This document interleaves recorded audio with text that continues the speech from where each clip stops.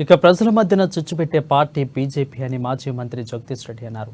Nalgonda parliament BRS అభ్యర్థి కంచుల కృష్ణారెడ్డిని గెలిపించాలని కోరుతూ సూర్యాపేట జిల్లా కేంద్రంలో జగదీష్ రెడ్డి గడపగడకు ప్రచారం నిర్వహించారు. కేసీఆర్ ప్రచారం నిషేధం విధించడంపై ఫైర్ అయ్యారు. కేసీఆర్ పేగులు మెడలో వేసుకుంటా కుట్లు పీకి గోళీలాడుకుంటా అని సీఎం రేవంత్ రెడ్డి మాటలు ఈసీకి వినిపించలేదని జగదీష్ రెడ్డి ప్రశ్నించారు.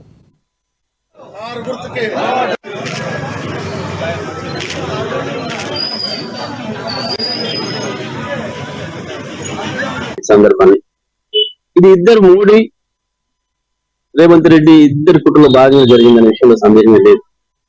ఎందుకంటే మీ అందరు విన్నారు, మీ అందరి సాక్షిగా ఎన్నికల కోడ్ ప్రారంభమైన తర్వాతనే కేసీఆర్ గారు పేగులు కత్తిరిస్తా అని చెప్పిండు, జేబులు కత్తెర పెట్టుకుని తిరుగుతున్నా అని చెప్పిండు, కనుగుడ్లు పీకి గోళీలాడుకుంటా అని చెప్పిండు, కేసీఆర్ లావు దిక్తా అని చెప్పిండు, కేసీఆర్ లావులో తొండలేస్తా అని చెప్పిండు, రకరకాలుగా మాట్లాడిండు.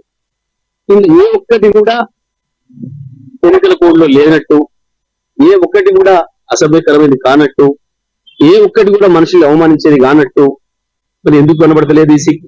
అన్నిట్లో కంప్లైంట్ చేశారు మా వాళ్ళు కూడా. ఇందులో ప్రతి పదం మీద కంప్లైంట్ చేశారు. మానవ బాంబును అయితా, ఒక ముఖ్యమంత్రి మానవ బాంబును అయితానంటే అది కూడా నేరం కాదని, అది కూడా ఎన్నికల ప్రవర్తన నియమాలకు వ్యతిరేకం కాదని కూర్చోవడం అంటే ఏముంది దీని వెనకాల? ఎందుకు కేసీఆర్ 48 గంటల నిషేధం పెట్టాలి? ఏమన్నాడు? ఎవరో ఒక కాంగ్రెస్ నాయకుడు మా నేత కార్మికుల గురించి ఎవరో రిపోర్టర్ అడిగితే వాళ్ళకి మీరు పథకాలు ఆపారట, ఆ పథకాలు ఆపితే వాళ్ళకి ఇబ్బందులు అవుతున్నాయి, మళ్ళీ ఆకలి చావులు గురయ్యేటట్టున్నారు నేత కార్మికులు, మీకు ముఖ్య